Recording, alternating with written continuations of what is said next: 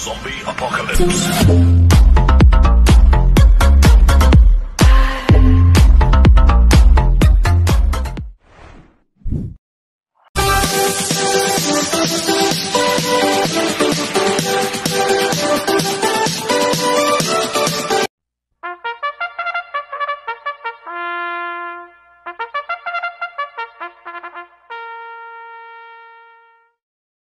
Magandang araw po mga bayang karerista. Ngayon po ay araw ng linggo, March 2, 2025, karera po ng Metro Turf, Malbar, Batangas. Meron po tayong 7 karera sa araw na ito. Nandito naman po yung lingkod, Drunken Master Wangbu aka Eloato Budoy para magbigay ng giya at analysis sa inyo mga bayang karerista. Mga bayang karerista, start po ng karera na 2 PM. At meron po tayong isang stakes race dito, yung 4-year-old and above imported local challenge series 2. Sa race 2 po yan mga bayang karerista. Kaya bago po ako magsimula magbigay ng giya at analysis, huwag pong kalimutan subscribe, like, and share YouTube channel ko po. Siyempre huwag din pong kalimutan i-click yung notification bell ko para updated po kayo sa mga bagong video ko. Kaya mag-start na po ako sa pagbibigay ng giya at analysis. Race 1, winner take all, cover races 1 to 7. May 10 kabayong tatakbo. 3-year-old and above maiden race sa distance 1,400 meters. So solohin ko na po ito, numero 3, Frosty Raven na sasakang JD Huco. Ito last run po na ito noong February 22. Segundo po siya kay Benalot AU. Nagtala po siya ng 1.27.6 sa 1,400 meters. Isang imported horse. Kaya susuluhin ko na po yan, numero 3, Frosty Raven. Sa race 2 po tayo, pick 6, cover races 2 to 7. Ito po yung 4-year-old and above imported local challenge series 2. May 7 kabayong tatakbo sa distance 1,800 meters. First choice ko po dito, numero 2, Andiamo A. Ferense na sasakyan ni JT Sarate. Itong kabayo na ito, undefeated pa po ito. Hindi pa po natatalo to si Andiamo A. Ferense. Nanalo lasa niya nung February 9. Nagtala po siya ng 1.37 sa milya. Talagang mahusay na kabayo to si Andiamo A. Ferense. Kaya malaki po panalo sa akin ito. Kaya siya po first choice ko. Maglalagay po ako ng second choice, numero 7, Sherbet Fountain na sasakyan ni Pati Dilema. Itong si Sherbet Fountain nanalo na po sa ibang bansa to. At nag-barrel trial po siya nung February 16. Nagtala po ng 1.39 medya sa milya. Ang quartos po niya 25 medya, 23 medya, 23 medya, 26 medya, 1.39.2 po ang preba ni Sherbet Fountain nung barrel trial nung February 16. Kaya sa akin may panalo sa akin to. Kaya siya po second choice ko. Kaya ang first choice ko po, numero 2, Andiamo A. Ferense. Second choice, numero 7, Sherbet Fountain. Sa race 3 po tayo, pick 5, cover race 3 to 7. May 7 kabayong tatakbo. Rating basis M class 4, 1621 split, distance 1,400 meters. First choice ko po dito, numero 5, Amazing na sasakang John Paul Goose. Ito, bagong baba po ng rating base system, si Amazing.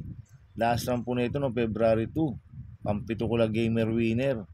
Nagtala po siya ng 1.28 medya sa 1,400 meters. Pero ang best time niya 1.27.8 sa 1,400 meters. Amazing. Kaya malaki po panalo sa akin ito. Kaya siya po first choice ko. Second choice ko po, numero 2, Stripe of Pink na sasakyan ni Apprentice Jackie A.R. Ramos. Last run po na ito noong February 22. Segundo kay Golden Opportunity. Nagtala ng 1.27.8 sa 1,400 meters. Pero ang best time nito 1.27. Kaya may panalo sa akin to. Kaya siya po ang second choice ko. Maglalagay po akong third choice sa pandiyado, numero 7, Family Affair na sasakyan ng OP Cortez. Last run po nito February 16, pang-4 kila Big Battle. Nagtala ng 1.28.6 sa 1,400 meters. Pero may best time po na 1.26.8 si Family Affair. Kaya siya po third choice ko na pandiyado. Kaya ang first choice ko po, numero 5, Amazing. Second choice, numero 2, Stripe of Pink. Third choice si pandiyado, numero 7, Family Affair. Sa race 4 po tayo, pick 4, cover race 4 to 7. May 6 na kabayong tatakbo. Rating base system class 5.5 non-placers sa distance 1,400 meters. Sosolohin ko na po ito, number 1, Baling Rigit, na sasakyan po ni JC Guerra. Siya po yung merong best time dito na 1.29 sa 1,400 meters. Kaya sa akin, sosolohin ko na po yan, number 1, Baling Rigit. Sa race 5 po tayo, may 6 na kabayong tatakbo. Rating base system class 5.5 placers sa distance 1,400 meters. First choice ko po dito, number 6, Queensland, na sa ni Patty Dilemma. Ito, bagong baba po ng rating base system, si Queensland. Last time po nito, February 22. Tumakbo ko lang Magnolia Ashley. Nagtala ng 1.31.8 sa 1,400 meters. Pero ang best time yan, 1.30, si Queensland. Kaya malaki po panalo sa akin ito. Kaya siya po first choice ko. Second choice ko po, number 3, Bumabaga, na sa ni Wael Bautista. Ito, bagong baba rin po ng rating base system, si Bumabaga. Last time po nito, February 14. Pang-5 kilabang, nagtala ng 1.16.4 sa 1,200 meters. Kaya malaki rin po panalo sa akin ito. Kaya po second choice ko. Kaya ang first choice ko po, number 6, Queensland.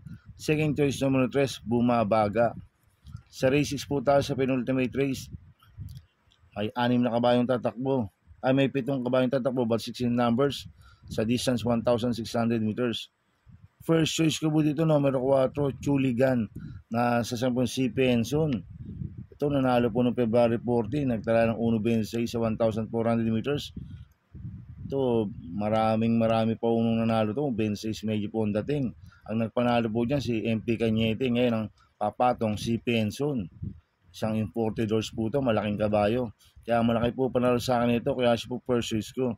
Second choice ko po, number 5, Part-Time Lover, na sa San JB Hernandez. Ito, nag-barrel trial po siya noong February 19. Nagtala ng 1.42.2 sa milya. Ang kwartos po niya, 25 media, 24 media, 27 media, 1.42.2 po ang preba ni Part-Time Lover sa 1,600 meters. Kaya malaki rin po panalo sa akin ito, kaya siya po second choice ko. Kaya ang first choice ko po, number 4, Chuligan. Second choice, number 5, Part-Time Lover. Sa race 7 po tayo, sa last race. May 10 kabayong tatakbo. Rating base system class 5, 11-15 split. Distance 1,400 meters. First choice ko po dito, number 10, Full Control, na sa po ni Charles Reyes. Ito, nag-vicious barrier po ito noong February 21. Nagtala ng 1.14.8 sa 1,200 meters. Medyo maganda yung tinakbo ni Full Control ng barrier trial, ng vicious barrier. Maganda pa po post position. Siguradong lalabas po ng aparato, kaya malaki po panalo sa akin ito. Kaya siya po first choice ko. Second choice ko po, number 7, Ruby Bell, na sa San CB Garganta. Ito, bagong baba po ng rating base system, si Ruby Bell. Last round po nito, February 22. Pang-anim po siya kala Golden Opportunity. Nagtala po siya ng 1.29 sa 1,400 meters. Kaya malaki rin po panalo sa akin ito. Kaya siya po second choice ko. Maglalagay po ako ng third choice na pandiado, number 9, Mythic Laila. Nasa sa po ni JD Pabilik. Ito, bagong baba rin po ng rating base system to, si Mythic Laila. Ito, may best time po siya ng 1.27.2 sa 1,400 meters. Kaya sa akin, magandang diado ito. Kaya siya po third choice ko na pandiado. Kaya ang first choice ko po, number 10, Full Control. Second choice, number 7, Ruby Bell.